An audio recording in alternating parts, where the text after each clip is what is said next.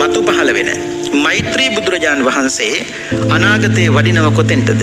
ඔය කුක්කුට සම්පාත පර්වතය ළඟට වැඩම කරලා මෛත්‍රී බුදුරජාන් වහන්සේ මහා කාශ්‍යප මහරහතන් වහන්සේගේ ශ්‍රී දේහය ගන්නව තමන් වහන්සේගේ අත්ලට අරගෙන රැස්වලා ඉන මිනිසුන්ටයි භික්ෂුන්ටයි හෙන්න මහා කාශ්‍යප මහරහතන් වහන්සේ ගුණ කඳ පිළිබඳව පින්නතුනි බොහෝම ලස්සන වර්ණනාවක් කරනවා.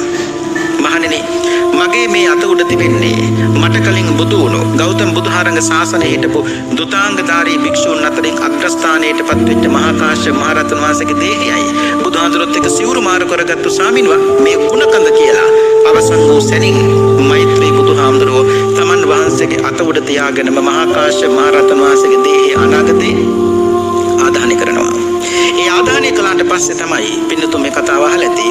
මෛත්‍රී බුදුරජාන් වහන්සේගේ අත්ලේ, ඒ කියන්නේ අල්ලේ හට ගන්නවා පින්නතුනි දියපට්ටයක් දීපබුලක් හට ගන්නවා. මේ මෛත්‍රී බුදුහාඳුරෝ පෙර ජීවිතයකදී කරගත්තු අකුසල කර්මයක විපාකයක්. විපාකය කියනවා මහණෙනි, එක්තරා මෛත්‍රී බුදුහාඳුරෝ කියන්නේ මානේ එක්තරා ජීවිතයකදී ආත්ම භාවයකදී මම එක්ගොව්වා. මෛත්‍රී බුදුහාඳුරෝ මහා කාශ්‍යප මහරහතන් වහන්සේ ඇතා දවසක් රජුරෝ ඇද්දුවට කියන මෛත්‍රී බුදුහාඳුරන්ට කියනවා ඇද්ගොව්වෝ නුඹ ගිහිල්ලා හොඳ කීකරු ඇතෙක් අරන් රජමාලිගාවට කිව්වා. මං අරන් ආවා.